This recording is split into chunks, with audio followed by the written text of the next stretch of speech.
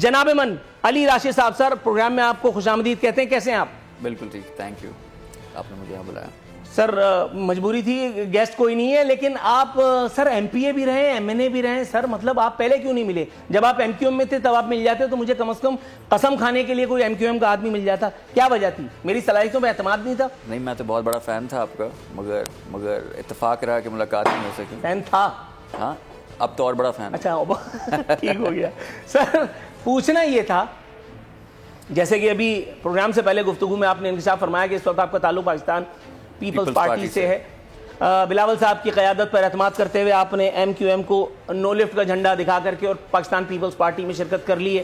اس حقیقت کو مد نظر رکھتے ہوئے میرا سوال سابق ایم این اے متحدہ, سابق ایم پی اے متحدہ سے ہے. جناب من, یہ کوئی پہلی مرتبہ ہو رہا ہے کہ ایم کیو ایم پرائی شادی میں عبداللہ دیوانے کی طرف سے اپنے چنے بھنانے کے لیے پہنچی ہے؟ سر میں آپ سے بڑی سچائی کی توقع رکھتا ہوں, میں آپ کو بڑا آئیڈیلائز کرنے لگوں آج کے شو کے بعد سے, اگر آپ نے اسٹریٹ آنسر مجھے دے دیا. جناب من, بحیثیت سابق ایم این اے متحدہ قومی موومنٹ, بحیثیت سابق ایم پی اے متحدہ قومی موومنٹ, آپ نے کتنی مرتبہ یہی ایکسرسائز 90 پر یا یہ نئی دکان جو کھلی ہے اس پر یہ سب ہوتی دیکھی, جس کے بعد ظاہر ہے کہ آپ نے داغ مفارقت بھی دیا؟ جی بالکل, یہی وجہ تھی میری چھوڑنے کی اور اپنے راستے تبدیل کر کے پیپلز پارٹی کو جوائن کرنے کی, اور یہ سب چیزیں چلتی آئی تھیں. اور یہ جو ماموں کا اسٹیٹمنٹ آیا ہے, میرے خیال سے دیکھیں مسئلہ یہ ہوا ہے پورے ایم کیو ایم کے ساتھ کہ جماعت اسلامی جو ہے مارکا لے گئی اور محفل لوٹ کے لے گئی. ہوا یہ کہ سب سے پہلے پروٹیسٹ بھی جماعت اسلامی نے اناؤنس کر دیا اور دھرنا بھی دے دیا, تو ایم کیو ایم جو ہے وہ پارٹی پہ بہت لیٹ پہنچی.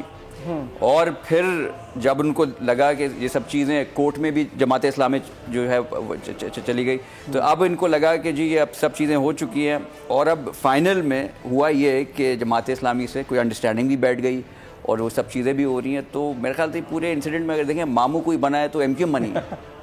لیکن سر بعض لوگوں کا یہ بھی خیال ہے کہ ایم کیو ایم نے پیپلز پارٹی کو سیف پیسج دینے میں اہم کردار ادا کروایا ہے. ایم کیو ایم نہ ہوتی تو جماعت اسلامی اپنا پریشر بلٹ اپ کر جاتی, اور شاید کچھ اور, اگر وہ فون کال نہ آتی تو شاید جماعت اسلامی کچھ نہ کچھ حاصل کرنے میں کامیاب ہو ہی جاتی. تو ایم کیو ایم کو اس کا یعنی کریڈٹ تو دینا پڑے گا انورٹڈ کاماز میں. دیکھیں وہ سب کال کون سی آئی نہیں آئی وہ میں نہیں کہوں گا, مگر آپ کو میں بڑا ایک سمپل سی بات بتاتا ہوں. دیکھیں اگر آپ سب چیزوں کو دیکھیں صحیح طرح سے, تو یہ جس دن یہ بل ٹیبل ہوا اسی دن سے پیپلز پارٹی راضی تھی کہ آپ آئیں ہمارے ساتھ بیٹھیں, ہم پھر بھی جو بھی آپ کی چیزیں ہیں ہم سننے کو تیار ہیں. روڈوں پہ نکلتا کون ہے؟ نکلتا وہ ہے جن کی کوئی سنوائی نہیں ہو رہی ہو. یہاں جو پارٹی بل لے کے آئی ہے وہ آپ سے کہہ رہی ہے آپ آئیں, ہم آپ کے ساتھ بیٹھنے کو تیار ہیں, مگر نہیں, یہ نکل گئے روڈوں پہ. اس کے پیچھے ایک اور سٹوری تھی, وہ دیکھ چکے تھے ابھی کراچی میں حال میں جو الیکشنز ہوئے ہیں کنٹونمنٹ میں, اس میں ایم کیو ایم کا کیا حال ہوا ہے. سب سے زیادہ ووٹ جس پارٹی کو پڑے ہیں نمبر 1 پہ پیپلز پارٹی تھی, نمبر 2 پہ پی ٹی آئی تھی, نمبر 3 پہ جماعت اسلامی تھی, اور نمبر 4 پہ تھی ایم کیو ایم. اور پھر آپ آ جائیں نیشنل اسمبلی کا ایک بائی الیکشن ہوا تھا کراچی میں, وہاں بھی ایم کیو ایم کو جو ہے پی ایس پی سے بھی کم ووٹ پڑے تھے, اور پی ٹی آئی جو سیٹ تھی جن کی جس پہ وہ الیکشن ہوا تھا وہ پیپلز پارٹی جیت گئی تھی. تو ان پارٹیوں کو اپنا آنے والے وقت میں حشر دکھ چکا تھا, اپنی سیاسی موت دکھ چکی تھی.